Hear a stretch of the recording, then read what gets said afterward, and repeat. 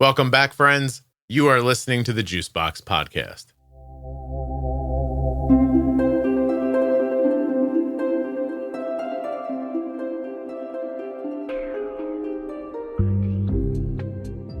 Hi, my name is Sabrina. I am 33 years old and I have had type 1 diabetes for 27 years.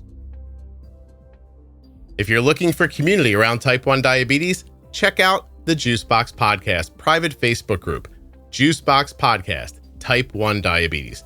But everybody is welcome. Type 1, type 2, gestational, loved ones, it doesn't matter to me. If you're impacted by diabetes and you're looking for support, comfort, or community, check out Juicebox Podcast, type 1 diabetes on Facebook. It's medical or otherwise. Always consult a physician before making any changes to your healthcare plan.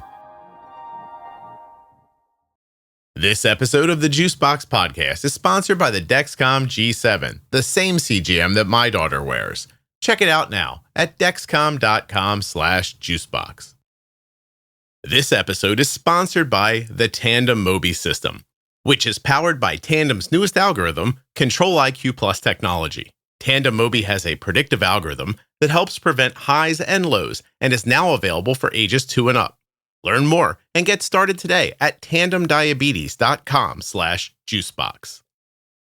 Hi, my name is Sabrina. I am 33 years old and I have had type 1 diabetes for 27 years. 27 years. Wow. What are you, like 6? I was, yeah. My Good gosh. math. Oh, I don't know. It's a 7, 3 goes you to 10, and then it's not that hard. We were doing that the other day in, what were we doing? We were playing a game. I think that it's a board game. It was called Worst Case Scenario, which was fun. Like you picked 5 random cards, you laid them out. They had like horrible things like on them, like swim with sharks to like just crazy stuff. And then you had to rate them 1 through 5. And then the other players had to guess how you would rate them. It was fun. And that's fun. Yeah, it's a good time. So you keep score, like, and you have a bunch of rounds. So by the time you're done, like you have a 4, you have a 3, you have a 5, you have a 2, like everything. And we're like trying to like, meanwhile, it's like, who even cares who won, right? But we're adding up the score. And I was like, can I have that? Because they were like writing it out. One person was like, let me get a calculator, like this kind of thing. And I just took the paper. I am not known as a math wizard in my home. And so like, I just took the paper and I was like 4, 6, 10, 3, 13, 8. And I just added the line of numbers up very quickly. And everyone looked at me like, what's going on? I was like, oh, this is like the one math thing I can do. I was like, I can add a ton of like random numbers together visually. And they were like, oh, we didn't think you had any math skills whatsoever. Gotta love your family. Keeping you they were stunned. And like one of them looked at me and I was like, do you feel compelled to check the answer? And my son goes, a little. I was like, listen, it's like the one thing I can do. So he says, I don't understand. Why are you so good at that? And I told him it's how I used to cover for not understanding multiplication when I was little. Interesting. Yeah. So I didn't know my times tables. Did they teach you guys? Oh, you're 33. You're old too. You don't know. I learned my times tables. Yeah. Yeah. We had this guy. He's probably dead now. His name was Segola. That was his last name. And he was a horrible little man, very mean. And every Friday would give you a simple times table quiz with 100 on it. There was 100 questions. Uh-huh. And they were rapid fire. And I would get 70 of them wrong. Oh, gosh.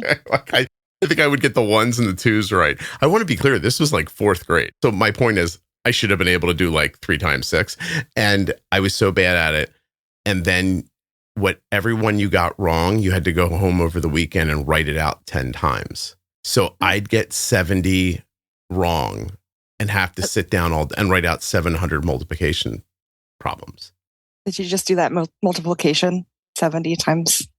Yes, thank you. I did. I'm proud of you, Scott. No, thank you. But the thing is, Sabrina, and to Mr. Segola's ghost, if it can hear this, that did not help me. I taught myself out of necessity to do simple multiplication. This is super embarrassing. Oh God, here we go. I failed algebra in 6th or 7th grade and had to go to summer school to make up the credit, which is horrifying. I had to sit down and teach myself the 1 through 10 times table so I could get through that class. That's when I taught it to myself in like an afternoon. Anyway, his thing didn't work, but now I can randomly like look at a string of numbers and be like 7, 4, that's 11. And I don't know, like it's the one thing I can do. This is not important. This is really just to get you comfortable and relaxed because you said you were nervous. How are you doing now? I'm okay. Good. Tell people how much you love me.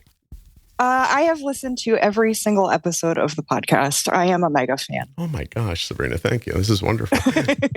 When did you begin to listen? I listened in 2020. So starting by COVID, I got a new job and had a lot of time where I was working, but also wanted some auditory stimulation. Looked out to try to find something that was entertaining and would not just be brain rot. So I looked for a diabetes podcast. Of course, your search engine optimization is great. Thank you. Listened to your podcast, started at the beginning because I have weird podcast tendencies where I don't like to start in the middle, and just kept listening like a crazy person. Do you know if I thought there was a way to fix it, I would make the first episode not the first episode? You know what? I skipped the first episode. Yeah. So I lied to you. I did not listen to every episode of the podcast. Well, no, then it feels like this is over, our little conversation. Well, that's really, first of all, I want to say something because I am definitely going to make t-shirts that say, what did you say? How'd you say it? Not brain rot? Like whatever, however you said that was perfect. I thought that's a t-shirt. That's like the best review I've ever gotten. Entertaining, not brain rot. I was like, good enough. But that's really, it's lovely. I would have no way to expect that. I mean, honestly, you listen to me better than people who love me. So I don't know how to put this exactly. Like that seems like a lot to me and I really appreciate it. Yeah, I'm sorry for embarrassing you like this. No, it's not. It's nice. I mean, the podcast really just exists because people stopped reading. It really is it. Like, I swear to you, like, as I watched blogging disappearing, I had this overwhelming feeling like, oh, I get like notes and this helps people and now it won't help anybody anymore. And I thought that sucks. And I have this thing I know that like people like jive with. That's it really. Like, and I was just looking for another way to get it out there as, you know, media was changing. So, and then COVID, thank God for COVID. You never would have found me. Right. I'm just kidding about the thank God for COVID part. I mean, it had a lot of negatives and it had a lot of positives, and it's the way of life. You know, you take the good with the bad. I think another t-shirt would be 5 positive things from COVID. Then you get to fill it in with a marker. That'd be a fun t-shirt for people. I just thought not going to restaurants anymore was the best part of it because of how much money I saved. Yeah, but I started doing takeout more. Did you? No, I cooked so much. And now it's that weird time in winter where I've given up on cooking. Does that happen to you? Like, is there times of year where you're just like, I'm probably not going to cook anything this week? No, I try to be disciplined and cook a couple meals a week at least. Good for you. No, I looked up the other day and I thought I'm failing as a husband and a father because I was just like, there's leftovers there. They're like, what is it? I'm like, it's like pasta and chicken. Just heat it up. You'll be fine. People look so disappointed. I was like, I already ate mine, so you're screwed. What makes you want to come on the podcast? I just, like I said, I'm a mega fan. I've been listening for so long. It just felt like that was the next step in my mega fan journey. I sound like a crazy person. No, keep sounding crazy. This is good for me. Are you going to stop listening after this? Is like this? Oh, absolutely not. No, because I'll hang up right now. Like I need the. I need the downloads. I need the consistency from some of you guys. I'm going to ask you about your diabetes because I feel like people would expect that. I'll just tell you first that I hope I don't sound like I'm complaining. The hamster wheel you're on when you make something like this is insane. Mm-hmm. You just can't stop. And you have to find a way to be competitive with it because it is a lot of work. Like the conversation part of it, this is simple. Mm-hmm. Like I do this every day, honestly, about every day. Like I have a conversation with somebody. I love it. I think it's awesome. If nobody was listening, I would do it. Right. So that part's it's not tough. Making enough money to pay an editor, that's tough.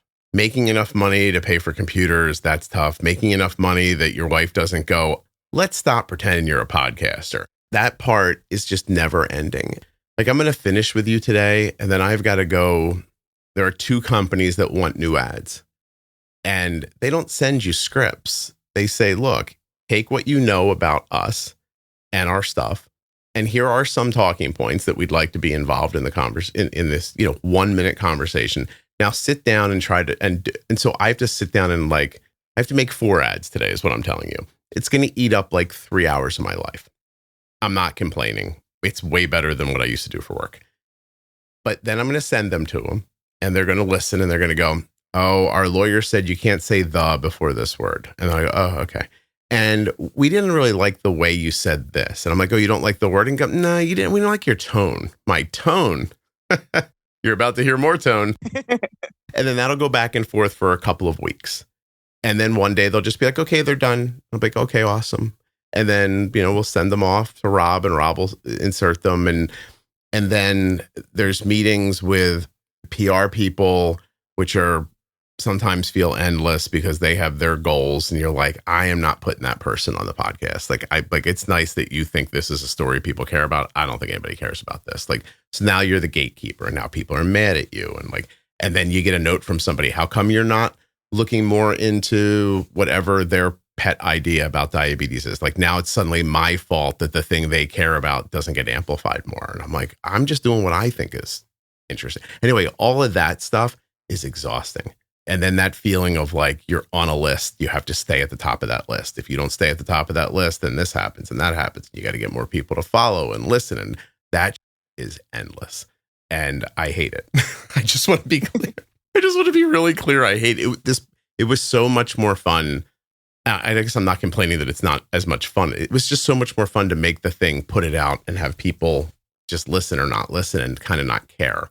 Anyway, I said all that because people like you who listen and actually turn the thing on every day and check it out, it's such a big thing for me. The base of fans that do that is the thing that makes all of this actually work. So anyway, thank you very much is I think what I was getting at. But I had to complain first because I think it's in my nature. And yeah. Also, it's a podcast. You're 6 years old. What are you in first grade when you're diagnosed? I was in kindergarten. I missed the last 4 days of kindergarten. Oh, yeah. The best time. They had a party. They had cake. I did not get to partake in that. You were in the hospital? I was in the hospital. How did it come on? Do you remember any of it, or is it stories through your parents that, It's stories through my parents. I think my mom caught it really quickly. She said I didn't drink a lot of fluid normally, but I would, throw back a glass of water or juice and ask for more. I wasn't wetting the bed normally, and I started to, diabetes things. Yeah. And she took me to the doctor and checked me out of school. And the next thing I remember, I was headed to the hospital. She knew diabetes right away, or she just knew something was wrong?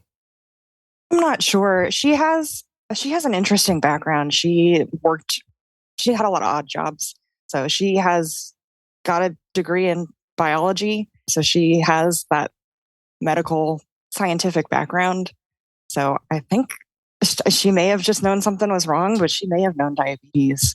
Is there any other diabetes in the family? I asked, and she said that she had some cousins, but she thought it was on married into the family, but no one that was super closely related. Okay. And how about you at this point? Do you have anything else going on? I have thyroid issues, of course. We have a lot of thyroid issues in the family. All of the women on my mom's side have some sort of thyroid issue. I don't think anyone's tested to see if it's Hashimoto's, autoimmune or Hashimoto's, but feel like if everyone has it, maybe there's something going on there. Yeah, you don't think it's just random that 9 of you got a thyroid problem? Probably not random. It's funny. Do you know a lot of the people who have the thyroid issues? Because I'm going to ask a more generalized question if you do. This episode is sponsored by Tandem Diabetes Care. And today I'm going to tell you about Tandem's newest pump and algorithm. The Tandem Mobi system with Control-IQ Plus technology features auto bolus, which can cover missed meal boluses and help prevent hyperglycemia. It has a dedicated sleep activity setting and is controlled from your personal iPhone. Tandem will help you to check your benefits today through my link, tandemdiabetes.com/juicebox. This is going to help you to get started with Tandem's smallest pump yet, that's powered by its best algorithm ever. Control IQ Plus technology helps to keep blood sugars in range by predicting glucose levels 30 minutes ahead, and it adjusts insulin accordingly. You can wear the Tandem Mobi in a number of ways. Wear it on body with a patch-like adhesive sleeve that is sold separately, clip it discreetly to your clothing, or slip it into your pocket. Head now to my link, tandemdiabetes.com/juicebox to check out your benefits and get started today. You can manage diabetes confidently with the powerfully simple Dexcom G7. Dexcom.com/juicebox. The Dexcom G7 is the CGM that my daughter is wearing. The G7 is a simple CGM system that delivers real-time glucose numbers to your smartphone or smartwatch. The G7 is made for all types of diabetes, type 1 and type 2, but also people experiencing gestational diabetes. The Dexcom G7 can help you spend more time in range, which is proven to lower A1C. The more time you spend in range, the better and healthier you feel. And with the Dexcom Clarity app, you can track your glucose trends, and the app will also provide you with a projected A1C in as little as 2 weeks. If you're looking for clarity around your diabetes, you're looking for Dexcom. Dexcom.com/juicebox. When you use my link, you're supporting the podcast. Dexcom.com/juicebox. Head over there now. So my grandma had it. She has passed. She lived to 100. She's been gone for a couple of years now. So I knew her pretty well. My mom has thyroid issues, and I'm close with my mom. So maybe I can answer your question. Okay. So I guess my question is does it manifest similarly for everybody, or does everybody else have a different complaint?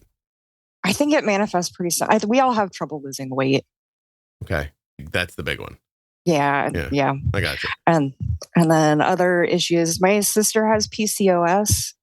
I think I might have PCOS as well, but in order to test for that, they'd have to take me off of birth control, which I think is helping with the PCOS. So we're just never going to know. How long have you been on the birth control? For a while. 10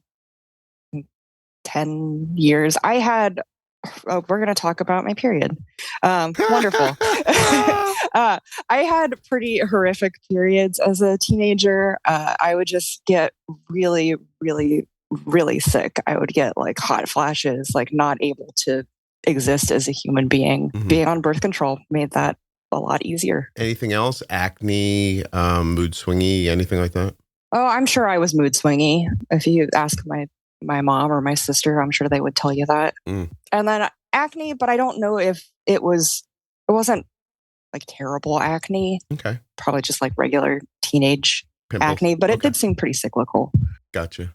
Yeah. And so you got on the birth control so early that you probably have, it's working if you have PCOS, it feels like it's working for it. Yeah. What does your sister do? She was on birth control. She also had some difficulty getting pregnant, but she has 2 beautiful children. She's got my niece and my nephew. Nice. But had trouble getting pregnant because of the PCOS. Gotcha. Well, I mean, listen, all this conversation has taught me so far is that thyroid issues let you live till you're 100. So that's what I heard. Seriously, right? 100? 100. Do other people in your family are long-lived, or was she the one? I think so. There's so much space between the generations. Would you want to live to 100, Sabrina? Depends on the quality of life. She had a pretty good quality of life. She was still getting around and, able to live. Yeah. I wouldn't want to live to 100 if I was confined to a bed or something like that. Yeah. It all sounds good until you're staring at a wall, I imagine. Yeah. And then it's you have no idea who you are or who your family is. That sounds terrible. I want the kind of live to 100 that I imagine from science fiction movies. Right. Where I'm still dashing. And although I didn't shave this morning and I looked in the mirror and I thought, I think there's more gray in my beard than there was 6 months ago. That I found upsetting. Oh, well, whatever. What was I going to do? Live forever? Apparently not. Only billionaires get to pretend they're going to live forever. Have you seen the creepy guy? Oh, God, I'm outing myself now. There was a creepy guy on the Kardashian show recently who thinks he's going to live longer, and he's doing all this stuff. He was so weird. Did you see it? Oh, no. First of all, good. I think it's very good. And I want to tell you that I didn't see it because I watched the Kardashian show. I saw it because Arden said, hey, do you want to see something hilarious? And I was like, sure. And then I'm going to find the guy's name. He's like one of those guys that got like super rich. And then he's like, you know what I'll do? I'll try to figure out how to live forever. And so he's like, he looks bizarre. Watch my Googling skills. Kardashian show, rich guy, live forever. Awesome. All right, let's see. Brian Johnson. What a boring name. It's even spelled with a Y, which I think is wrong. Billionaire biohacker Brian Johnson. He looks creepy. Did you find him that fast? I did. Young people and the internet, right? Like, I mean, he's an older guy. He's in awesome shape. Like, I'm not going to say that, but there's something, doesn't it look a little, I don't know. I don't want to like, he looks weird. I don't know. He looks like Data from Star Trek. Right? Yeah. And now Kim's going to try to live forever. And I just want to say, I don't wish ill on anybody, but I don't think we need Kim Kardashian forever. I feel like there's other people. Yeah. That could hang out longer. But this is just between you and I. Nobody else listening would. God, you know how often I forget people are listening while I'm talking?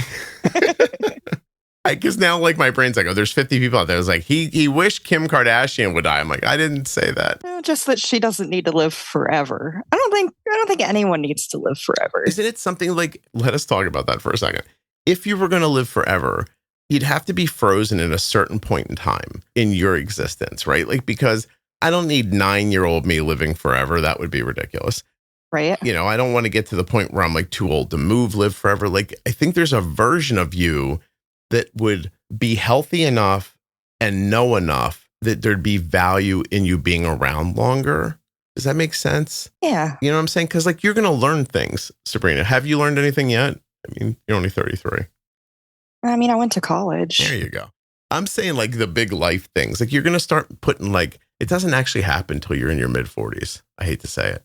It didn't for me, at least. I just became a person like 5 years ago is what I'm saying. You start seeing big picture stuff. And then I think those people, like before they get old and crotchety, but right about the time it all starts to make sense, it'd be cool if a few of those could hang out longer, I think is what I'm saying. We could randomize it. Right on. Yeah, like a lottery. Yeah. I'm not looking to be the guy. You know what I mean? I'm just saying, like, I think I might be past that point too, by the way. Would you want to live forever by yourself? Like, wouldn't you want a companion with you? Oh, I'm sorry. In your forever, I can't like get another girlfriend if Kelly goes. Oh, got another girl. Well, Kelly doesn't listen to this, so she doesn't. I mean, know. I guess you can. By the way, the other night I said something and I was like, "Holy crap!" I'm like, "You really don't listen to the podcast, do you?" And she's like, "I've heard every episode with Arden," and I'm like, "Yeah, 3 of them." Yeah, well, yeah, and I was like, "What was the conversation?" "Oh, you're not the same in real life as you are on the podcast." And I went, "Well, yeah, duh. Like, I do know I'm being recorded. Like, right? Like, it is a better version of me, at least a shinier version of me. Like, not, but it's still me." She goes, "Yeah, maybe." And I said, "What about in this episode or this one?" And I realized, like, it's actually kind of a sad moment. Sabrina, you don't mind me sharing it with you? I've made a lot of personal growth making this podcast for over a decade. Yeah, I could tell. Yeah, right? And I realize my wife's not aware of it. Are you like with somebody or like married or any of that stuff? I am. I've been with my partner for 10 years. Oh, that makes me sound my boyfriend for 10 years. My partner. How do you think it made you sound when you said partner? You know how it made me sound. So are you noticing it yet? Like you've changed, but they see you as a person they knew before? Oh, that's a great question. No, I feel like we've developed together. Mm-hmm. Like we've both changed. I guess I see that. I see him sometimes as the way he was, and I have to remind myself he's grown and developed and is improving as a person. Yeah. I have said to my wife before, I was like, you are talking to 24-year-old me right now. Like I don't think about that way any longer. And she looks at me like, you're full of but now I realize it's because she doesn't listen to the podcast. Anyway, I mean, it would be ridiculous to listen to it. I'd be worried if she listened to it, I have to say. I Yeah, just think there's downsides to her not hearing some of it. Maybe like an episode here and there would be nice. I mean, are there not moments where you're like, this guy is really thoughtful? There are. Yeah, they're not like that frequent, but like, but every once in a while you're like, hey, that was a good point. Or, you know what I mean? Or like, okay, what's your favorite part of the podcast? Is it conversation stuff? Is it diabetes stuff?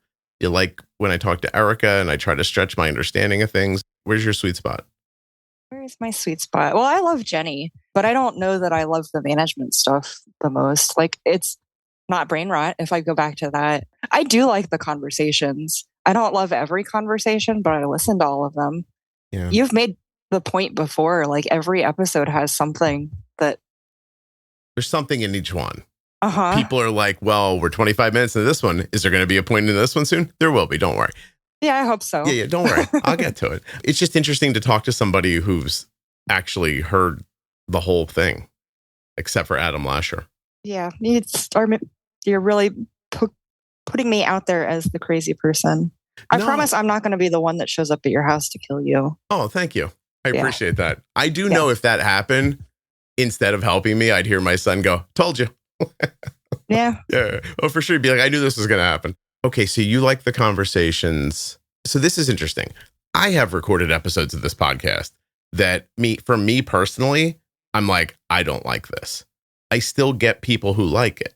Mm-hmm. So I come to teach myself, like, you know, what I like is not what everybody likes first. I mean, it's not that I didn't know that, but like when you're doing the podcast, it's hard to like wrap your head around. Like there's one that sticks in my head. I would not give you any details about it, but we got done and I thought, let me delete this and pretend something happened and I lost it.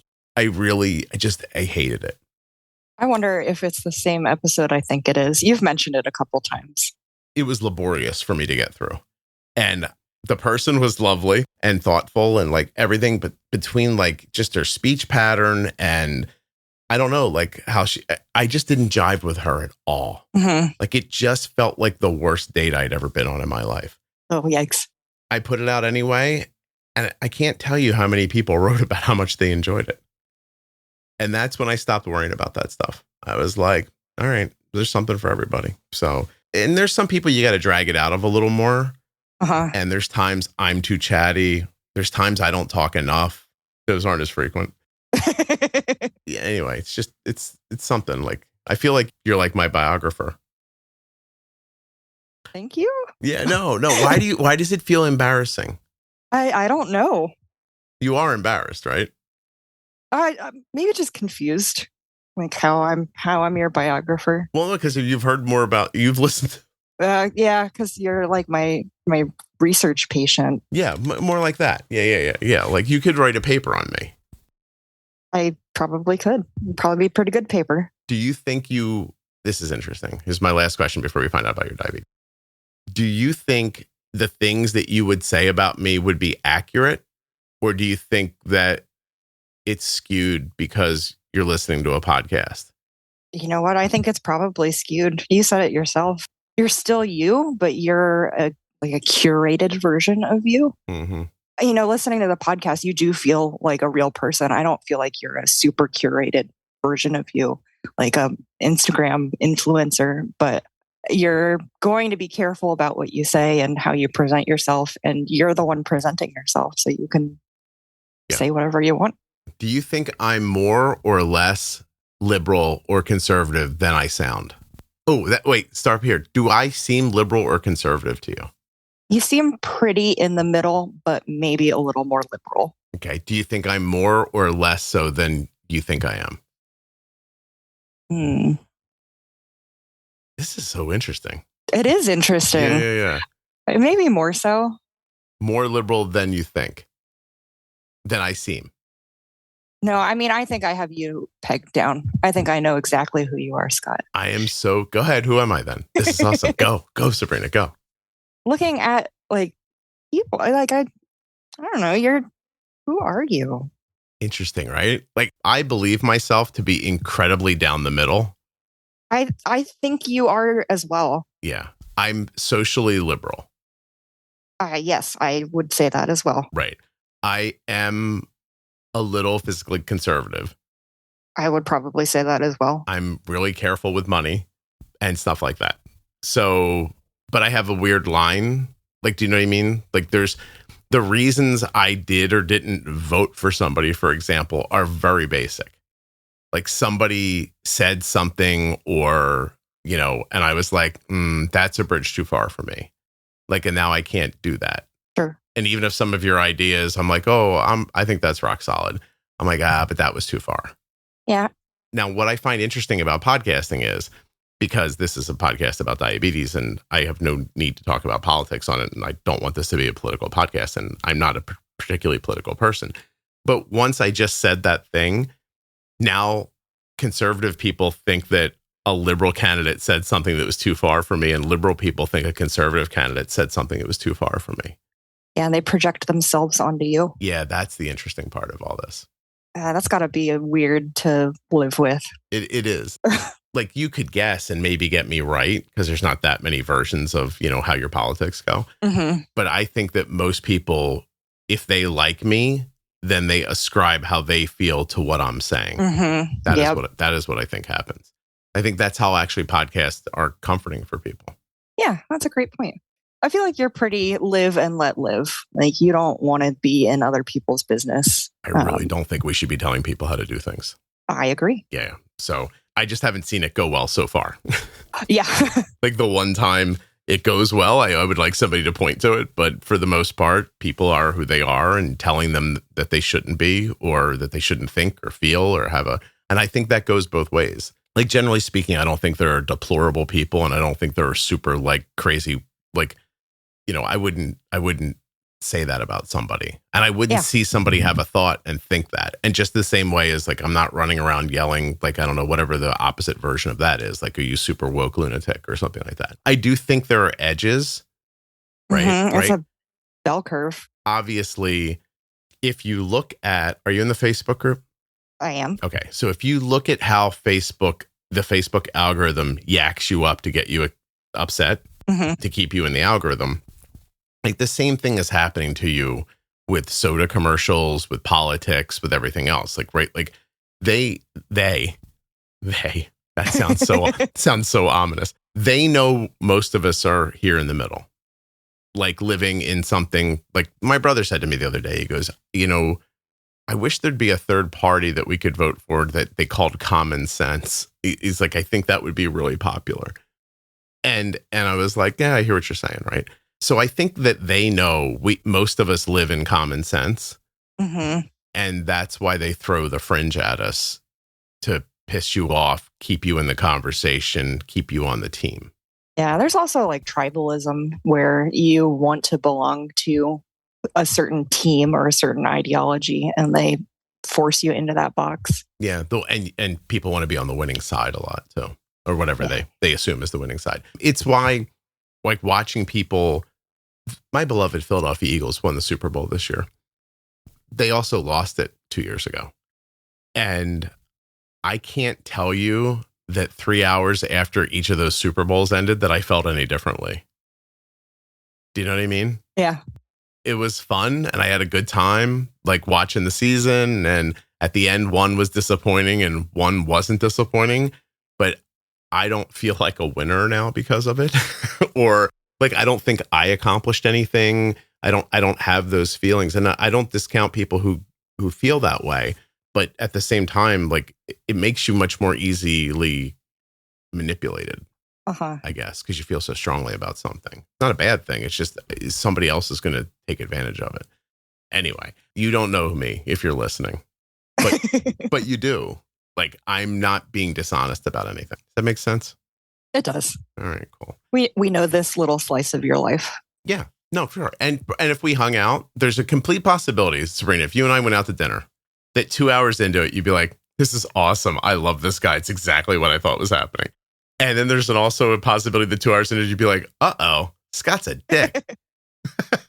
But it would all depend on what random thing that I believe that you don't believe that comes out during our conversation. You know what I mean? At the end of this, the last year of the podcast, we'll stop talking about diabetes, and I'll just talk about what I think about the world. I'll just blow the whole thing up at the end. Oh, geez. Would that be horrible? People like, it used to help people with diabetes, but then he said some very strange things about car imports, and it was weird. Anyway, 6 years old, you get diagnosed, and you're going to start living your life, right? Like, so this is a long time ago. Are you just 1 or 2 shots a day back then? Yeah, I was on the clear and cloudies at NPH and regular, 70/30 at some point, which I think is just the mixed version of NPH and regular. When Lantus came out, I went on to Lantus. I think that was like 2000 something. And then I got an insulin pump in 2005. I got the Animas, not the Animas Ping because it wasn't out yet, but I did get the Animas Ping later. They had a pink pump, so that was pretty cool. Did you have the Cosmo at any point? I didn't. No, look at you. I had some friends that had the Cosmo though. People love that pump. I think that pump had an adaptive correction factor because when you get higher, you're more insulin resistant. So it would give you more. And I really wish that someone would do that again. Yeah. You mean, like, why does my algorithm shut my basal off and keep making the same correction bolus? It's not moving my blood sugar. Yeah, I get to 200 and then just flatline at 200. It's like, come on. I know. And then the marketing's like, it'll come down eventually. And I'm like, 7 hours later. Yeah, and it'll come tumbling down. Yes. And then I'm going to have to eat a crappy ice cream cone out of my freezer or whatever garbage is laying around to stop the drop. You know, I agree. Like, I think if it got more aggressive early on, it would break that high blood sugar sooner and have, I would imagine, less chance of seeing a low later. Have to remind myself we're still in the early stages of these algorithms and they're just going to get better. But right now it's a little frustrating. Yeah, no, they have pain points for sure. And all of them have them. It's funny because in marketing, and at this point, I think every pump company advertises on the podcast. So God bless you all. And thank you very much. I think you're doing a great job. But like, all of their marketing ignores whatever it is their thing doesn't do. Which I understand. But like, my thought always is, why not, as the people making the device, shouldn't you go to the marketing team and say, what is it you hear from people? Like, because that's the thing we should like turn a screw on. You know what I mean? Like, well, that's the thing we should be working on. Like, so whether you're Omnipod or Medtronic or Tandem, or here's a little look into what I got going on this week, Sabrina, the twiist pump or anything like that. Like, whether you're any of those pumps, like once you start hearing back from people, like your thing doesn't do this, like I would think that R&D would want to know that because that's the thing you would think they'd be working on. But I mean, I don't know. I don't run a business. So anyway, and so which pump are you using now? I'm using the T-Slim. Control IQ, do you think about getting the Mobi ever, or do you like the T-Slim? It's a great question because it's the same algorithm. It's just a smaller pump. I've been on the T-Slim for 10 years now using Control IQ, but I'm using it in sleep mode. So instead of, I don't know if you know this, instead of giving the correction boluses, it increases the basal quicker and more aggressively. And I think that works a little better for me because I'm tuned into if I'm going high, I can make my own correction. Yeah, it's, you know, isn't it funny with stuff like that? Because you can get somebody on here to be like, don't just live in sleep mode. That's not okay. And then you get people who are like, no, that's how it works best for me. Like in the end, again, like everything else, I just think if that's what works for you, then awesome. Right, yeah. Yeah. Like, and do what you're going to do. When you're growing up, is there a time in your life that you can pinpoint as easier or harder? Were there like seasons of your life that you were like, God, diabetes made this worse, or no? You know what? No. I was thinking about this a lot going into the podcast. Like, what is my diabetes story? And I couldn't really find anything. I was like, Scott's a pro. He'll pull it out of me. But I didn't have a story. Nobody bullied you. You didn't think a guy said no thank you at some point because of it. Like, you didn't have any of those moments. Didn't have any of those moments. You know, I went off to college and forgot to give injections or didn't care about my diabetes. That didn't happen to me. My mom would tell you that I was, 30 years old as a 6-year-old. I was a very mature kid. Do you think that came from the diabetes, or do you think that's who you were, or did it happen so early you can't know?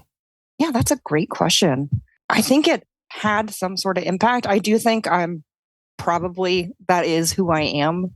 But when you're given so much responsibility with diabetes as a kid, like that just kind of shapes who you are. Yeah. You didn't burn out ever? Not in a way where I wasn't taking my insulin or checking my blood sugar. Back before Dexcom, you weren't constantly tuned into your blood sugar. So you'd check, 4 or 5 times a day, or maybe more if you're really curious about it. I was always checking and always giving insulin. In college, I did have a little bit looser control, but I never had an A1C. I think my highest was 8.5, and that was around the time where I was not checking as frequently, not pre-bolusing, maybe not bolusing until, I forgot to bolus, and bolusing way after the meal. Yeah. So there are times when you are less focused on it, but you never gave up on it. Yes. That's the idea. Okay. Did you ever feel like giving up on it, but you didn't? Yes. What do you think stopped you? I think it was just like, this is something that you have to do, and that's not something that you can give away. So you stayed, what would Erica say? You stayed present? Is that what you would say? Like you stayed present and what am I thinking of here that I want to say to you that I don't want to say? I'm helping a person with their finances right now. I am, in fact, the person who people come to in my regular life. It's not always pleasant, but sometimes it is, right? It's a younger person. It's gotten themselves into some credit card debt. And at one point in the conversation, I said, how did I get to this point? And they said, well, they kept sending me like emails that said my credit line had been increased. And I was like, so you kept spending more money? And then there was no answer. And like, I keep trying to figure out, like, I don't think it's ignorance. This person's not dumb. Mm-hmm. Like, I feel like they just willfully ignored the part where that wasn't a good idea. And now I'm wondering about the diabetes part of it, like, of that idea. Like, do you get burned out? It's like, geez, I wish I didn't have to do this, but you're just unwilling to ignore it. Do you know what I mean? Yeah. I think that's a pretty accurate description. Like, I wish I didn't have to do this, but I do. So I'm going to trudge forward. It's like as simple as like, I'm not willing to kick the can down the road. Is that too old of a saying at this point? Do you have any idea what that means? No, I do. Okay, good. Awesome. Because I'm starting to get worried that some of my references just aren't making sense at all anymore. I'm trying to keep up. I saw Mickey 17 this weekend. Oh, how was that? Good. That's a glowing review there, Scott. Yeah. It wasn't what I expected it to be. Okay. But in some ways it was. It had somewhat of a modern Fifth Element vibe to it. Okay. Ever see Fifth Element? No. Bruce Willis. Yeah, I had Mila Jovovich, right? Yeah. Her husband's like a French auteur or something like that. It had a little bit of that vibe. It danced a line between sci-fi and comic booky. And it didn't have as many laughs as I think I thought it was going to. I thought it was going to be more like... Yeah, it does look like it would be a comedy. Yeah, it's not.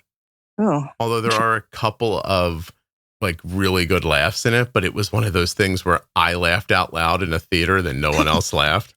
Uh-oh. Except for my daughter, who's like, Arden's looking at me. Arden's like, well, I wasn't going to laugh out loud, but that was funny. But it like made me cackle. And then I realized like no one else thought it was that funny. I also laughed at the very first title screen because the production company was called Plan B. And I just laughed immediately. And I was like, there's no one else. No. Okay, never mind. I don't know. I might be childish. But like, honestly, the movie starts, the screen goes black, it gets up, it says Plan B. And I go, I was like, oh my God, I'm like 9 years old. Like, I'm laughing because of like a pill. Like, it's just such a ridiculous thing. Which, by the way, is not connected to anything funny at all. No. And so, no, it's horrifying, actually. But like, yeah, it made me laugh out loud. So anyway, I probably laughed like 3 times during the film when everybody else was like, why are you laughing? It had undertones of comedy. Would I watch it again? No, never. But I'm also getting old, Sabrina. And then you got to watch The Goonies. See, you guys got to stop talking about that because I got a text from somebody the other day, like randomly, that said, have you seen The Goonies yet? And I was like, what in the hell is happening? The easy solution to this is just to watch The Goonies. Listen, here's my expectation on the Goonies and anything else around that time. I also have not seen Animal House, by the way. I just want to point that out. I feel like if I was back then and I saw it, I'd probably be like, this Goonies thing is awesome. But now I think the folklore around it. It's built up too much. It's way stronger than the movie's going to be, right? And now I've got 30 years or more of seeing let's be honest, much more well-constructed films. And it's just going to look like somebody's student film from 1975 if I turn it on, right? No, I think it holds up. Does it? Jesus Christ, am I going to have to watch the Goonies? It's a bunch of kids that go underground and there's an ogre. That's what I know. Is that about right? It's like a treasure hunt. Okay. All right, fine. I mean, I don't believe this conversation is going to make you watch the Goonies. No, I don't think you're going to see Mickey 17 anytime soon either. I mean, listen, I've never seen The Godfather. I haven't either. Yeah. Like, there's movies that people are like, oh my God, this one, I haven't seen that. One time I looked at it, I was like, it's over 3 hours long. Like, I'm an adult. Can't give 3 hours away. You know what I mean? I don't know. You think you might have kids ever or no? It seems like you're not going to. Oh, why would you say that? I don't know. Your vibe. Interesting. Yeah. Your vibe is like, you have a fun, quiet vibe. Like me. Yeah. Like, it's nice. But like, it doesn't feel like you're like, oh, you know what? I want to get off this train and make a baby. Yeah. I'm not interested in having kids. I know it. So, yeah. Podcasters. They know things, weird things, and that's not really very important. And the world really could go on without this conversation. But like, I do have some skills. Have you always felt that way? No. And I don't know what changed and why I no longer want to have kids, but I just not interested. Yeah, no kidding. It's funny when I said it and your response was, why do you think that? I first thought, oh, I missed the mark and she's mad at me. No, I just wanted to get your opinion before I clued you in that you were right. Yeah. No. Now I realize you're like, God damn, this is upsetting. How does he know that? No, it's amazing. You're very good at getting people. I think that we make a mistake by not generalizing more. Oh my God. Oh, hold on a second. I'm going to talk about generalizing and I'm going to tell you about something else. The thing that like for 20 years, society's been telling me, don't generalize. And I'm like, I'm not generalizing, but there are a lot of through lines. Like, I think it would be weird to ignore them. You just seem like you're happy with who you are. And then I coupled that with your age and the fact that you don't seem pressured to marry the boy. And I just thought, I think she's just living a life over there. Like, that's how it felt to me. Yeah. And my concern is getting older and not having someone to take care of me. But I'm just trying to get real good graces with my niece and nephew and hope that they want to make sure I'm not in a home being abused. Listen, if you believe any number of tech billionaires, you just need to save up about $15,000 and you can get a robot. So you're going to be fine. Do we trust the robots? No, it's going to definitely. Here's an example of something that I'm not actually going to tell you, but the dumbest thing that popped into my head to say, I would not say out loud right now. So there is a version of me you don't know, because I was like, no, that robot's just gonna, and then I thought, don't say that. Whatever it is, it came from the same circuit that made me laugh when the production company was called Plan B. I was just like, that's so dumb. So apparently I cover my mouth when I laugh while I'm recording. You don't know it, but like I got a text yesterday from Rob, from the guy that edits the podcast. And he was like, hey man, sometimes when you like burst out laughing, do you cover your mouth? And I had like that, like, are there cameras in here feeling? You know what I mean? I was like, yo man, what do you know about me? And I said, no, I do sometimes. And he goes, okay, I can hear it. And I was like, is it messing up the audio? I can stop it. He goes, no. He's like, I run a chain of filters on you. It fixes it. And I was like, oh, thanks. So I appreciate it. He's really worth the money, actually. He's really good at it.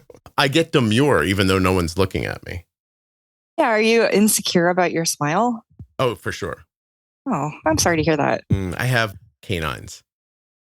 Gotcha. Yeah. You remember before we started recording, we talked about True Blood?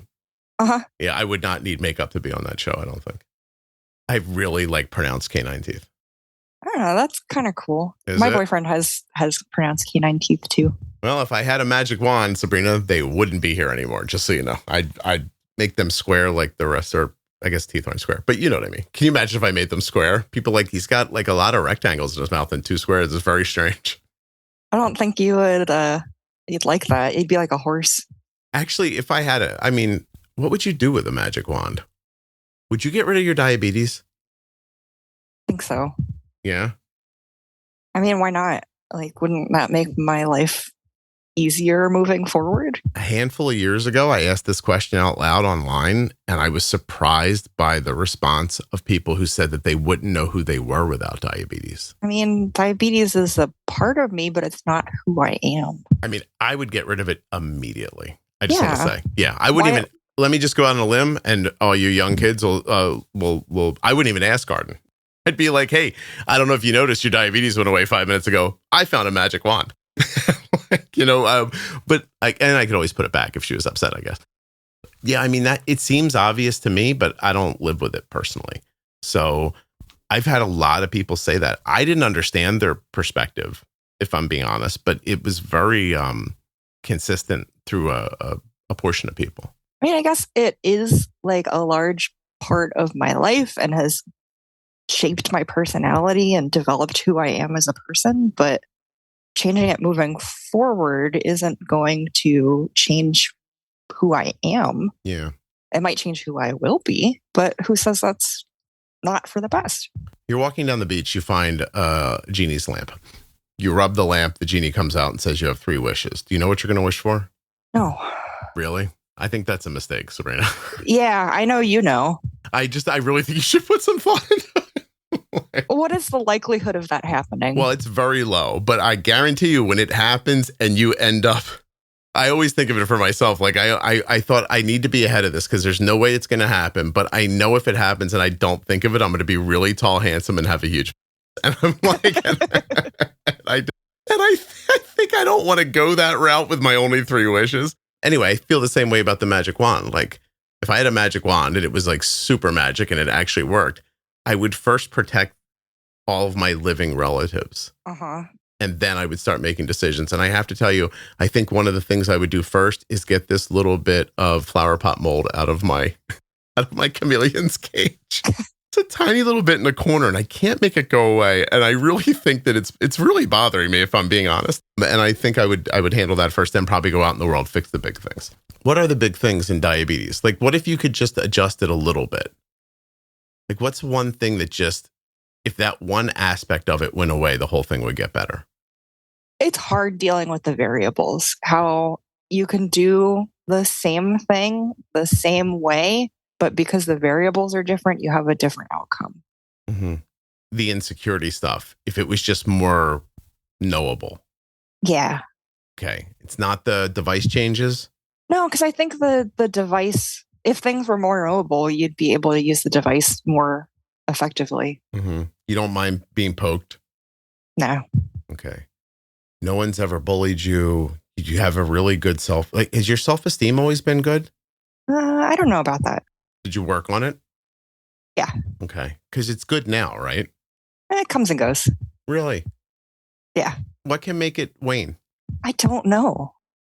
Just some days I don't feel, well, we're going down the therapy road here, Scott. You bought a headset for this. We're not stopping in an hour. Am I delightful? Listen, I saw your note. You hold on. I'll make a decision at the end. Okay. Self-esteem. I don't know. I try to, self-esteem comes from within. It's hard to shut out other people's opinions, but I try to do it. Interesting. That, like, people you know? Like people I know, people I don't know. Really? I don't give a shit about people I don't know. Yeah, I'm not there yet. Yeah.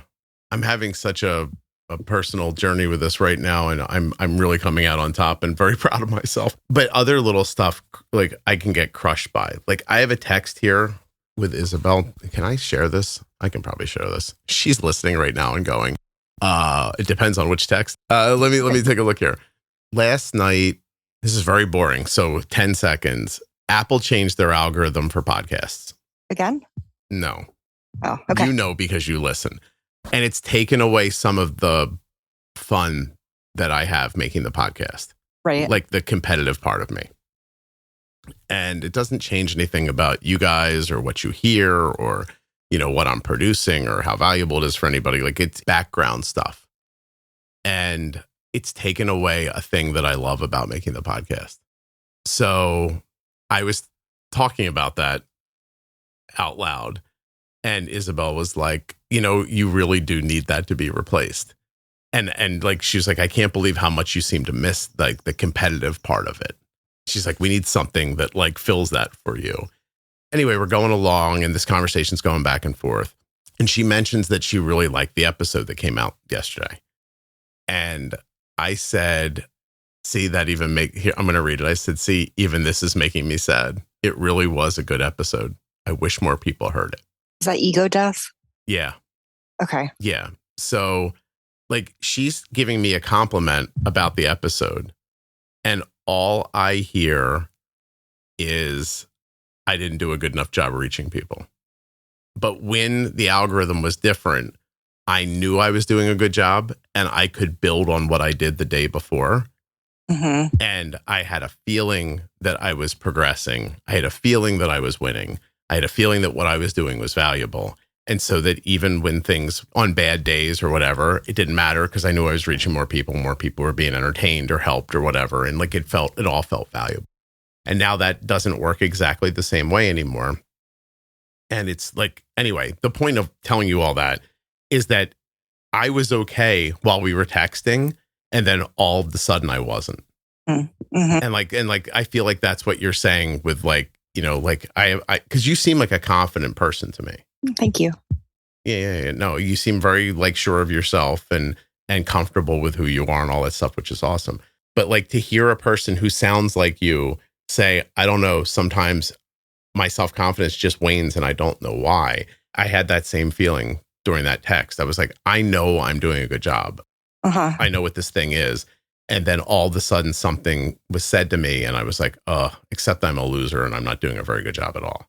Yeah, it's wild too, because it was not negative feedback. She said you were doing a great job and the episode was really good. And then you just take it and flip it. Yeah. And I told her that because we're friends. And she said, I actually almost didn't say that to you because I knew how it would make you feel. We really do know each other well. So she knows you well. Yeah. And I don't want her not to say that. Like, if that's right. And I do need to hear it, because the truth is that I make enough of these that, like, I don't always know what they are. And that's such an odd thing, like, probably for people to hear. But like, I've said this a million times, I am the last person to ask about the podcast. Like, this is just how it comes out of me. I don't know what it is, if that makes sense. Mm-hmm. It does. It could be one thing for you and something for somebody else listening. I could have said something earlier that made someone laugh and made somebody else disgusted with me. Like, I guarantee that every episode ends with someone going, I'm not listening to this shit anymore. Every episode ends with people going, oh my God, I love this. I'm going to subscribe. Uh-huh. Like, so I don't, like, how am I supposed to know what the hell it is?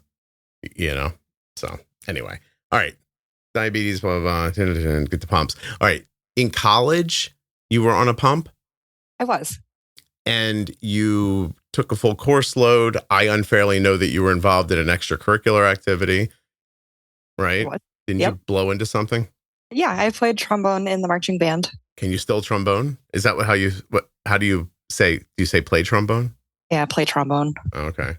Is that a thing you can do like recreationally without the rest of the band? You can. It's a little weird to play on your own. I haven't picked up my horn in a while. You have not picked up your horn in a while? I have not. How long has it been since you've been out of college? 10 years? 11 years? This boy that you're allowing to clean the carpets and empty the dishwasher sometimes, has he ever seen you play the trombone? That's a great question. So we went to the same high school and I played trombone in high school. So yes, he's probably seen me play trombone, but we weren't really friends in high school. Okay. So if you, for example, on weekends or evenings or sometime when he was out of the house and you weren't there, practiced up a little bit, got tight again, oiled that thing up, and then one day just came out of the bedroom playing the trombone, it would freak him out? I think he would be very excited about it. He knows I've played trombone. He's a musician. Okay. He's like, you could be in a ska band. I'm like, I don't know about that. Well, that seems like a lot. But I just... I think if anyone just walked out of the bedroom playing a trombone, that would freak anyone out. That's what I'm saying. Like out of nowhere. Like imagine he's 5 episodes into season 3 of White Lotus and thinking to himself, this feels like it's not going anywhere. Okay. I don't mean to say that that's where I was last night at about 10 p.m. And then you just come crashing around the corner. Like, I think it might scare the living hell out of him. I mean, yeah, it's a loud instrument. I'm down. If you do that, would you write it just feels like a TikTok video to me. I feel like you're about to be very popular online, is all I'm saying. Oh, jeez. Would you even want that? You're in your 30s. How does that seem to you? Like when people are putting so much effort into being like a thing in an app? Yeah, I don't think I'd want that. I like my privacy. I'd like the resources that come with fame, like the money and being able to afford a house. The attention, I don't think I want that. Wouldn't want the attention. Mm-mm. I have to tell you that there are some people obviously making like piles of money doing stuff like that, right? But I don't think it's long lived. I think you're probably right. And I keep saying to my, like, you know, as my kids have been growing up and they'd be like, look at this guy's like my son's like, there's this guy that gambles on Twitch. And I'm like, what? He goes, he used to be like, I guess he maybe still is. Like he plays Call of Duty. Like this is a grown man who plays Call of Duty 8 hours a day and makes a lot of money. Right. And then at some point, like these offshore casinos realized that like he's got a big following. So they bring him to the casino and he streams from the casino while he's playing like, you know, like some digital jackpot games or something like that. And they seed him with money. And then he's making these outlandish bets. And because he's got so much money when he's starting, he can't lose really. Like he can lose, but like he's going to hit big once in a while. Do you know what I mean? And it keeps people in there. And it's incredibly popular. And I think like, how long can that go for? Now, for him, it's been going for a while. So maybe there's an argument that whether this is right or wrong, like he's got a business plan here and it's working. For some kid who just catches a trend, like, right? Like what's the Doechii trends right now? Do you know any of these, like from the Doechii songs? No, I'm old. Yeah, well, I'm old too, but yeah, you have kids. I'm trapped in this because I have children and because I have to be online. But like there's like different dance trends and stuff like that. And they come and go. And some people get oddly popular. But 1 million views on TikToks, not as much money as you think it is. And so if you get a little popular doing that and make, I don't know, 50 grand this year making TikToks and think like, wow, that's a lot more money than I would make at my other job, you know, then it's not going to go forever. And I always tell people, like, go back 6 months or a year and find the most popular person in your feed and go see where they are now. Like, because it's over already. Because the algorithm just churns them up and spits them out and wants to give you new stuff all the time. But I think people see it as a business plan. And that's frightening to me a little bit. Yeah, it's so weird asking kids what they want to do when they grow up and they're like, I want to be an influencer. I'm like, that feels icky to me. I hate that word. And I'm going to tell you that you can make a full argument that I am an influencer. But like, I would never call myself that. And I don't think of it that way. Yeah, in my biography of you, I wouldn't paint you in that picture. Thank you. You're welcome. And at the same time, like, I think one of my greatest accomplishments beyond helping people with diabetes is continuing to do it. Like, in this ecosystem, it is built to kill you. I am not letting it kill me. Like, existentially. I mean, like, literally, like, it wants you to go away so someone else can fill your void. Right. It's trying to get rid of you. And I just, like, I don't know, like, I just won't let that happen. So that is probably my fight, which is so ridiculous because the day this ends, I'm going to look back and think, how much of my effort did I spend stopping the algorithm from making me meaningless? I think there's a movie in there that would be better than Mickey 17. I want to be honest. You know what I mean? Like there's this unforeseen force that is trying to stop me from helping people and making a living. It like every day it's trying to stop me. And I don't mean like I'm not being like bombastic. Like I'm fighting multiple wars on multiple fronts of this unseen thing that is trying to make the Juicebox podcast not exist anymore.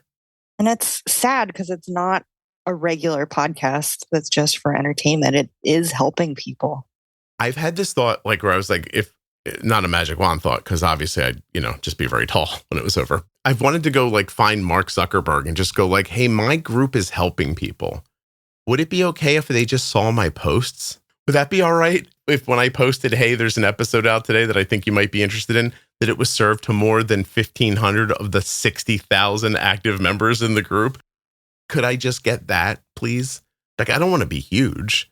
Like, I don't even know that I could be huge. I mean, there's not even that many people who have type 1 diabetes in the world. Do you know what I mean? Right, Right. I would like it if people knew it existed, and then they could decide if they cared about it or not. But the fight to get it to them is insane. Actually, I have a meeting on Thursday, luckily, with a very kind person who does that stuff for a living, who happens to have diabetes and listen to the podcast. Because I think they saw me online say, like, I feel like I can't fight this anymore. Like, I'm willing to pick up a gun. I don't know which way to shoot. Do you know what I mean? And so I think she knows which way to shoot, and she's nice enough to give me some of her time to try to help me with it. But like, it just shouldn't be this hard. Anyway, I didn't mean to complain. Do I, from your perspective, does the podcast seem like any of that, or is that a thing that you don't realize? Seem like what? Sorry. That it's difficult to like get it to you. I'm a mega fan, so you're listening. Yeah, I'll seek it out no matter what. You'll go find it. Yeah. Yeah. I do see the posts on Facebook of the new episodes that came out. So, but I'm one of the 1,500 people it gets to. Yeah, it's really interesting. It's like, anyway, again, I don't think that my words are deserving of being like, you know what I mean? Like, I don't have any like weird feelings like that. I'm just like, when you make a thing, let me ask you, did it help you at all with your health, or was your health okay and you found it for different reasons? It did help me. My A1C's been in the 5s. I think my last one was 6.2, but that was right after Christmas. It was good. It wasn't quite that good before the podcast. So are you one of those people who's having that like connected halo from it? Like, you're staying connected to diabetes somehow, so you're paying more attention to it? I think that's what it's doing for me. Okay. Yeah, I had somebody explain that to me more recently, and it wasn't an idea that I was able to wrap my head around exactly, because, again, I don't have type 1. But I think she told me I already knew what to do, because I was like, you know what I mean? Like, I think she said something. I was like, oh, the pro tips helped you? And she's like, no, I knew how to do all that already. And I was like, oh, okay. That was a moment where I was like, don't be crestfallen, keep talking. And I was like, okay. And then she started to explain that to me. She's like, I just think it keeps me connected to it enough that it's not omnipresent in my mind, but it's enough in the front of my mind that I take good care of it. And then I was like, oh, okay, that's awesome. Does that make it more or less in your consciousness? Does that make sense? Yeah. It's like under the surface, but I'm not constantly thinking about diabetes. Right. So if that is what you're getting at. Yeah. Yeah. So it's more like music at the dentist's office, good music at the dentist's office, but like it's there, but you're not focused on it, but it is doing something for you. Yeah. That's a good way to put it. Okay. I'm not really thinking about it, but it is always in the back of your mind, but not in the way that you're like, It's not like someone's screaming at you, Sabrina, you didn't bolus. You're not doing a good job. You have to try harder. It's just more like enough to, it's like breathing maybe. Yeah. Well, like you don't have to think about brushing your teeth. Like, yeah, it's getting to the point where you don't have to think about pre-bolusing. It just is a thing that you do. Sort of happens. That's awesome. That is my goal, by the way. I said this to somebody the other day. If I was explaining something, I told you I was helping somebody with money, right? And I was explaining my ideas about how to get ahead, stay ahead, why it's important, like all this stuff. And as I was talking, I thought, if anyone in this room listened to my podcast, they'd realize that this is how I talk about diabetes too. And then I was like, oh God, I talk about everything like this. I wonder if that comes through in the podcast, that like my life ideas are I've just applied my life ideas to diabetes. Yeah, it totally does. Does it? Okay. Or at least my biographer perspective of you. Yeah, it's all just seems like life seems pretty simple to me. Like beyond the things you can't control, like, you know what I mean? Like if your leg fell off or you get hit by a car or something like that. Or what happened to Arden yesterday. There's no way she would want me to say this, but she fell off a chair. She fell off a chair. Oh, jeez. It wasn't funny. I just want to say, I had to run. All right, listen. we had a doorknob break. I had to run out and get a doorknob. I come back, with a doorknob in my hand, in the middle of the day, because like we literally couldn't get out of the house. So I'm like, okay. I come back. She's sitting at the table. We have kind of like a kitchen table that's a little higher. So you're up on like bench chairs or a little higher, right? She's got her head down. And I'm like, did this kid fall asleep on the table? Like that doesn't happen anymore. I was like, what's going on? So I'm like bringing in the doorknob and I'm opening it up and everything. And I'm like, now I'm trying to be quiet because I'm like, apparently somebody's napping on the kitchen table. And then she suddenly picks her head up and she's crying. And I come over, I'm like, Arden, what's wrong? And she goes, I fell off the chair. And I was like, and I'm like, I don't understand. And she goes, I don't either. And I'm like, wait. I'm like, were you like back on two legs, forward on two? No. I'm like, she goes, the puppy came over and jumped on the chair. I'm like, he's not big enough to knock the chair over. She goes, I know. I don't know what happened. She's like, but I came crashing down on my tailbone and my hand hit the floor. Oh. And she's like in pain, like, And I was like, oh God, that's so horrible. I don't remember why I told you that. Oh my God, why did I tell you that? Yeah, I don't know. I had a thought I was getting to, and now I don't know why I was trying to get to it. I think I started feeling bad in the middle for telling you the story where she fell out of the chair. Anyway, she fell off a chair, and I'll get back to the rest of it somehow. Oh, I know how. I said I think life is generally easy except for the stuff you don't expect, like falling off of a chair. Like what I mean? And it's funny because as I looked at her, I thought, when I left here 25 minutes ago, she was fine. And I came back and she's hurt and crying. And it actually made me think like how lucky you are not to have a car accident when you go outside, or have like one of those things that like 1 second it's not there. And then the next second, everything changes. Does that make sense? Mm-hmm. Yeah. We're not promised tomorrow. Arden falling off the chair made me think about that for 20 minutes while I was replacing a doorknob. Like, and how like something so simple could just, my big worry is that I'll get 10 seconds to think about it before it happens to me, and that I'll regret that it's happening. Does that make sense? Yeah, it does. Yeah. If I get taken out, I do not want to see it coming, is what I've decided, because I know that I'll just be so angry at myself in the 10 seconds before the tree falls on me for being there in that moment. Yeah. Thinking about what you should have done differently. Yeah. Seriously. Like I know that'll happen to me if that happens. Anyway, besides the variables that you can't control, like there are some pretty common sense decisions you can make day to day, and you don't even have to make them constantly. You can slip up and be human and everything, but there's some pretty like basic consistencies that if you set them up, life goes pretty well. Like, and I just think diabetes is the same. I agree. Yeah, that's all. You have a pretty uneventful life with it, huh? Yeah. That's maybe like the nicest thing you could say to somebody. Yeah. Yeah. If it continues that way. Oh, I hope that for you as well. Did you have, like, being diagnosed so long ago, was it like common for you to have like 9 A1Cs and everybody told you were doing great, or was that not your thing even back then?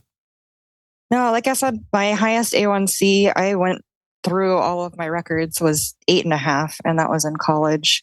I did have some like 7 A1Cs where they said I was doing a great job, which I mean, I was, but I feel like I could have been given better direction to do better.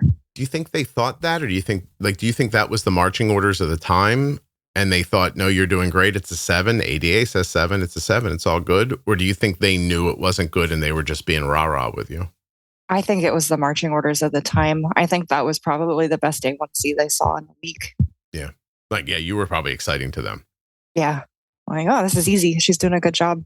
Relatively speaking, we don't have big expectations for you to have any complications. It sounds like you've been doing well the whole time. Yeah, but you never know. But falling off a chair moment could happen. So does that happen? Do you have those thoughts? Like, do you ever think like, do you foreshadow like that? Like, God, am I going to wake up one day and like, have something ridiculous wrong with me all of a sudden? No, Scott, worry is a waste of imagination. Okay. Oh gosh. Are you just parroting me, or do you actually believe that? No, it's a great concept, but I am parroting you. Okay. When I say that in my own home, I get mocked. I just want to say. I'm sorry. It's such a great concept, because I do have those moments where I start worrying, and instead of going down that path, I go, no, worry is a waste of imagination. Why worry about this and build this up in my head now when it might not even happen. Yeah. Or go through it twice. Like, what's the fun in that? Right. Let's say it is going to happen. Now I'm going to do it now when it's not happening and then do it later when it is happening. Awesome. Right. Yeah, there's such a difference between being prepared and worrying. Like you can't prepare for things you don't know are going to come.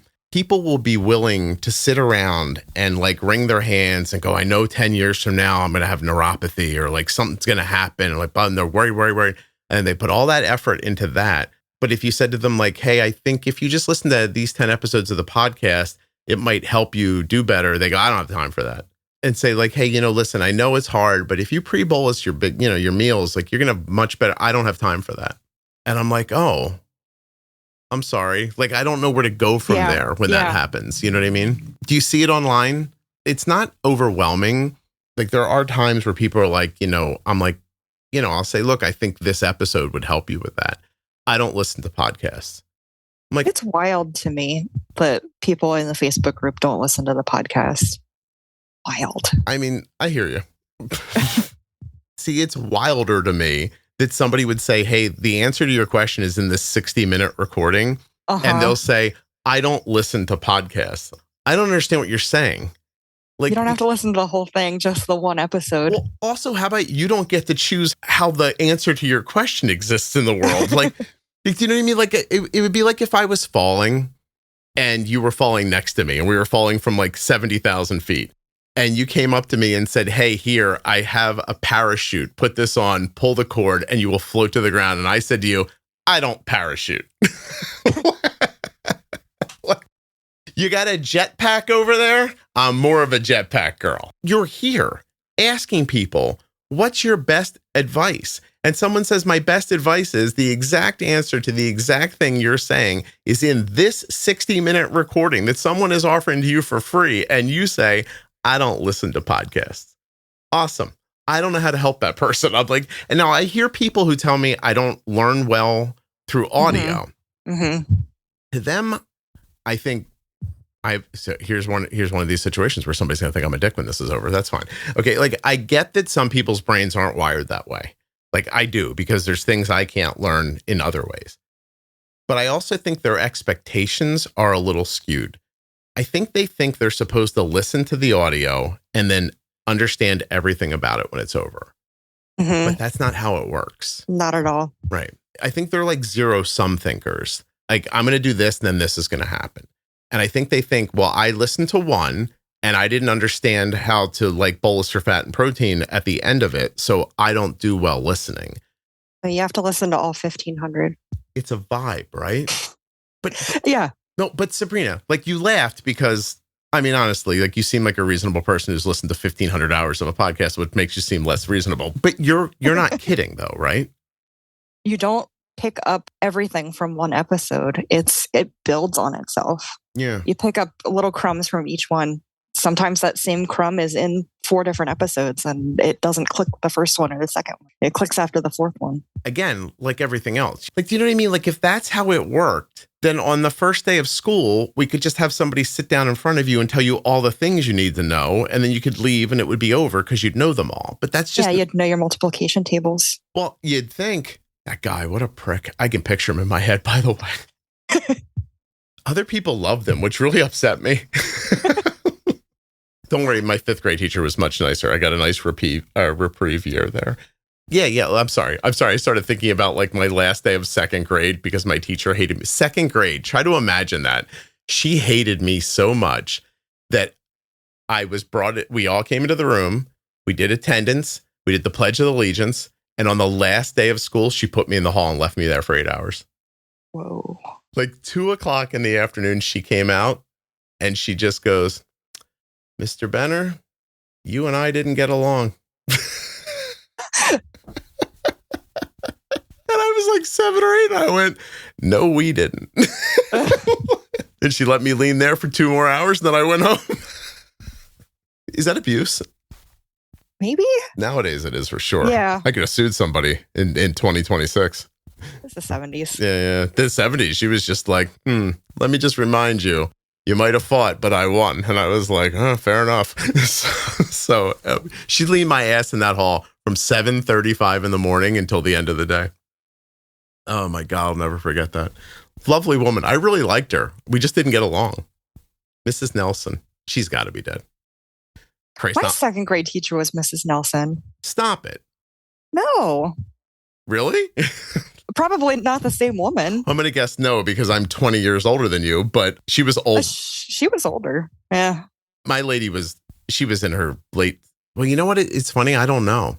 I saw a picture of my father-in-law the other day. He was younger than I am now in the photo, and he looks 20 years older than me. Yeah. Isn't that wild? It really is. So I don't know how old she was. I'm here thinking she was 70. She was probably like 56. I really did like her.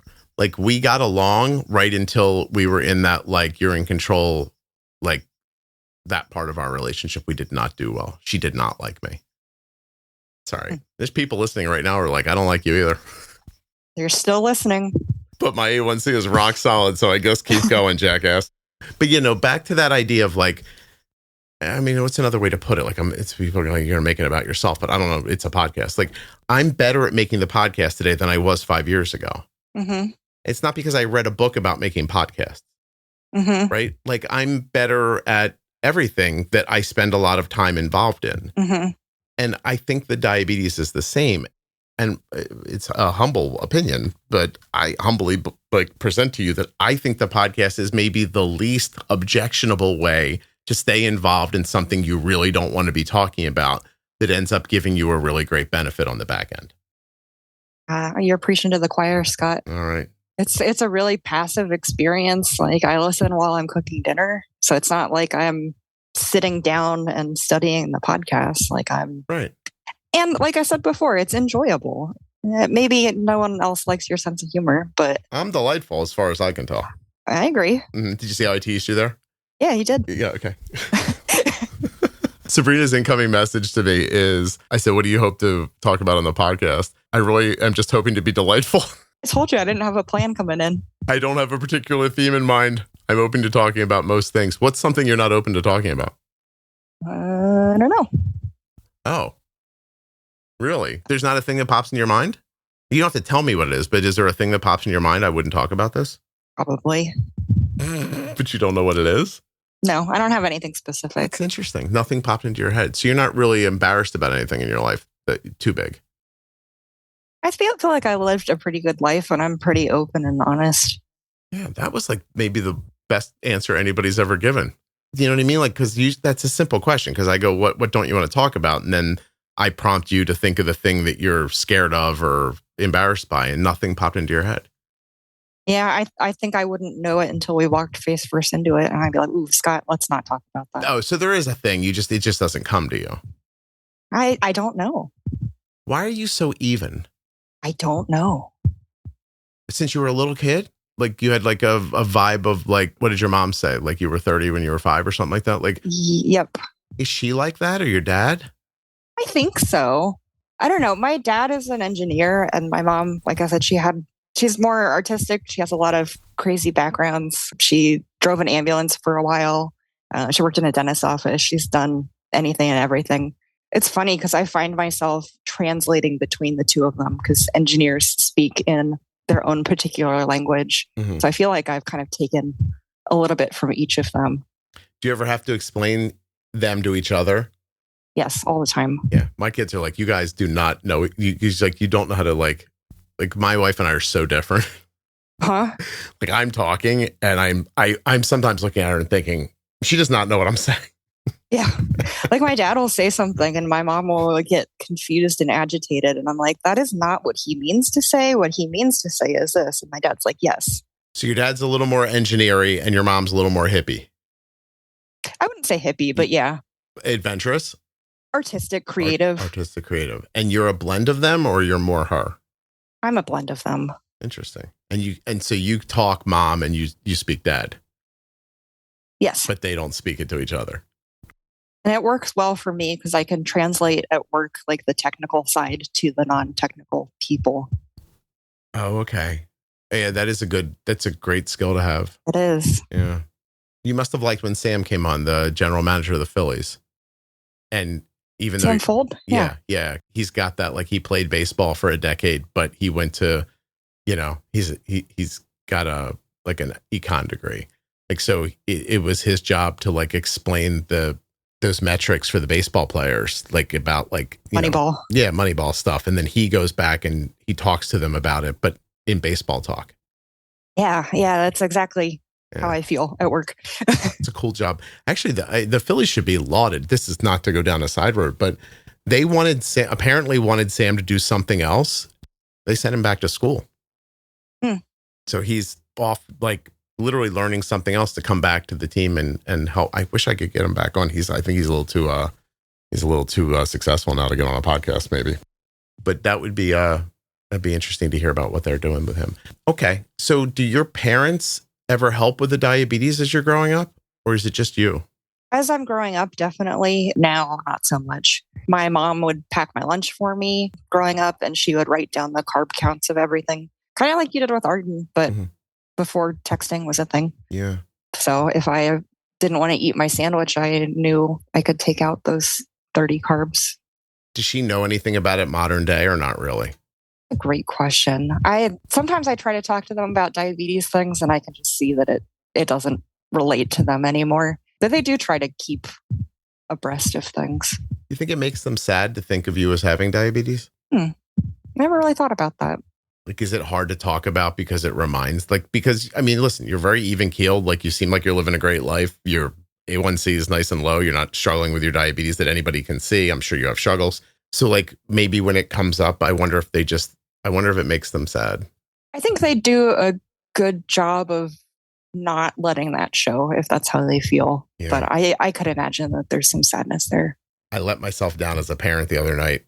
Arden was sharing something that's difficult for her, and it made me cry, and I cried in front of her. And I felt bad for crying in front of her because I don't want her to think that her life makes me sad. Yeah, but I think it's good to show some emotion and have that connection. Yeah. I felt like, that thing everybody feels who's listening, but I was just like, in the moment, I was just so sad that she had, that she has autoimmune issues. Honestly, that's really what it was about. Yeah, but it's that falling off a chair thing. It's just something that happens that you got to get back up and keep going. Yeah. And she does a good job of it. Like, just like you, like talking about, like, I don't know, like it was there, but I did it, like I think she's got that vibe for sure. I think she's got it even more than I do. I don't think she thinks about diabetes almost at all.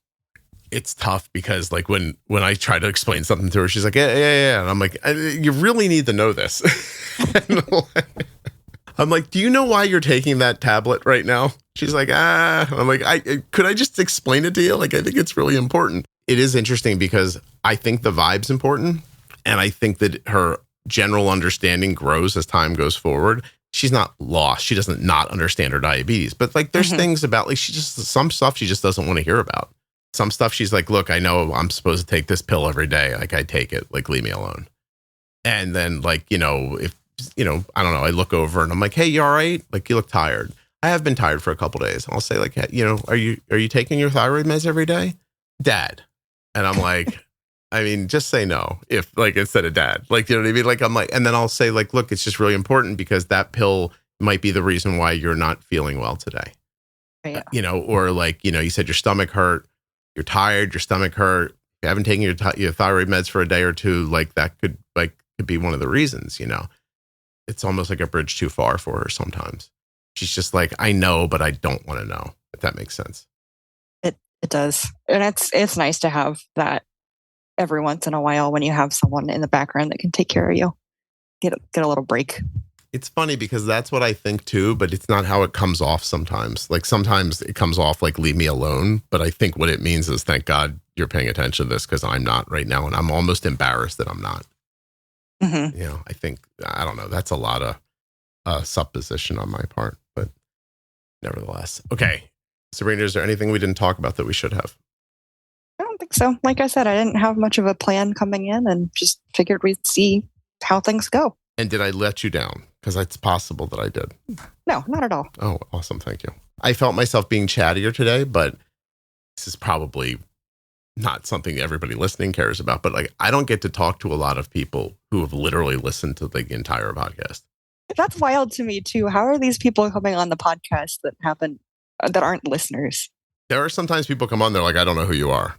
Yeah, that's wild. Yeah. Like, how did you get here? How does anybody get here? That's a good question. So you're constantly wondering, how much of this can I say? I was in a meeting the other day with an advertiser, and I usually just talk to this person, but they brought more of like a marketing, like numbers person on, and they started talking about like, you know, when you bring in a new listener and like, do you have metrics on how long they stick or how long they stay? And if you lose them, how to get them back? And she started going into all this stuff that I was like, she learned this in college. And I was like, no, I don't do any of that. I said, first of all, I don't think of the people that way.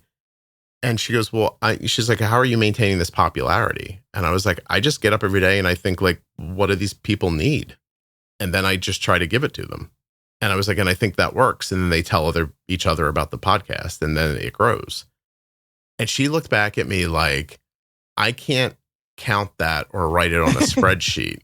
Like that was the vibe I got back from her. Like, it's cool that it's working, but how do I write it down? And I was like, I don't think it's important to write down. You know what I mean? Like, it works. Like just let it work. And they're not listeners. If they start listening and they don't like it, I'm not going to chase them down. Like, is that what you want? Like, you want me to get like an email list and ping them? And like, I'm not doing all that.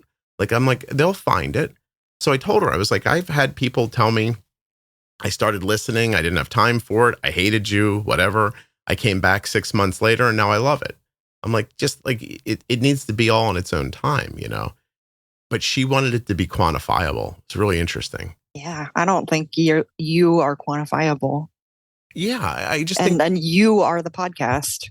Thank you. And at the same time, I was like, I don't understand when people see something working and then they go, you know what this needs? It needs how I think about it.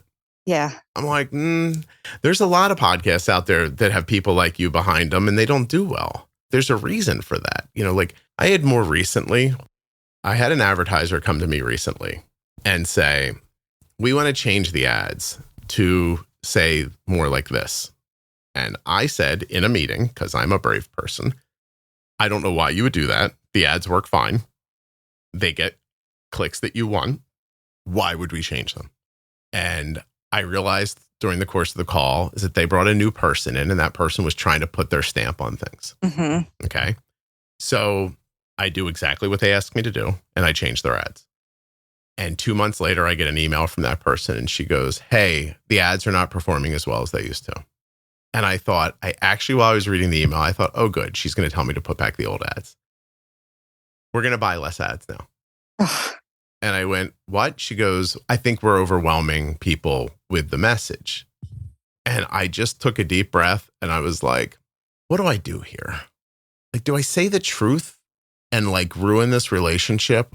Yeah. Right? And I just responded back and I was like, listen, you asked me to change the ads. I changed the ads. Now the ads aren't working as well anymore because I was being honest in the ads before. And now you have me saying marketing speak stuff. And I was like, and people are not relating to it anymore. And for that reason, you're not selling as many. I'm not going to say what it is right now. Why don't we just go back to the way it was where I honestly spoke about the thing and gave my actual opinion of it? And she goes, no, I think we should just get fewer. And I was like, okay. What? Okay. Like, but that to me was like the other thing. Like, tell me what it is, like, so that I can make it make sense to me. I'm like, you don't need it to make sense to you. It just works. Like, let it work.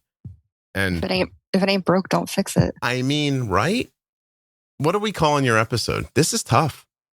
We call it Scott's biographer. We call it brain rot. Ooh. Ooh, don't call it brain rot. No, that would be bad because it's not brain that would rot. be bad. Also, no apostrophes. There's a thing you don't know. Like, I don't put apostrophes in the titles of the show. Okay, we'll figure it out later. I don't know. This is going to be one of these where like I'll get notes back from Rob and he'll be like, I would call it this, this, or this. You said this, you said this, you said this. That's it. Otherwise, I don't know what to call this one, which is usually good. Just means it was a nice, like, lingering conversation, which is, by the way, if for everyone listening, you may or may not agree, this is how I think of a podcast. Like the conversation I had with you, Sabrina, this is how every one of them would go if I had my way. they'd be longer and kind of meandering and follow thoughts and stuff like that. This is how I think of a podcast when I think of it. And God bless Kevin Smith, who made a fantastic podcast for years and taught me how to podcast. So, Sabrina, you were delightful today. Thank you so much. Well, thank you, Scott. Hold on 1 second for me. Sure.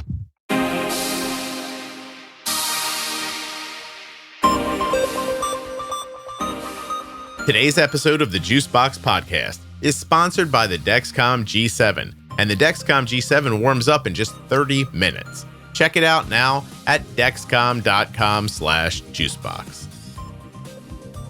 The podcast you just enjoyed was sponsored by Tandem Diabetes Care.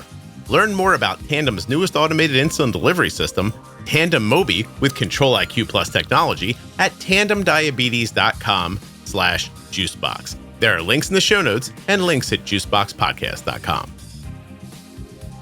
Hey, thanks for listening all the way to the end. I really appreciate your loyalty and listenership. Thank you so much for listening. I'll be back very soon with another episode of the Juicebox Podcast. My Diabetes Pro Tip series is about cutting through the clutter of diabetes management to give you the straightforward, practical insights that truly make a difference.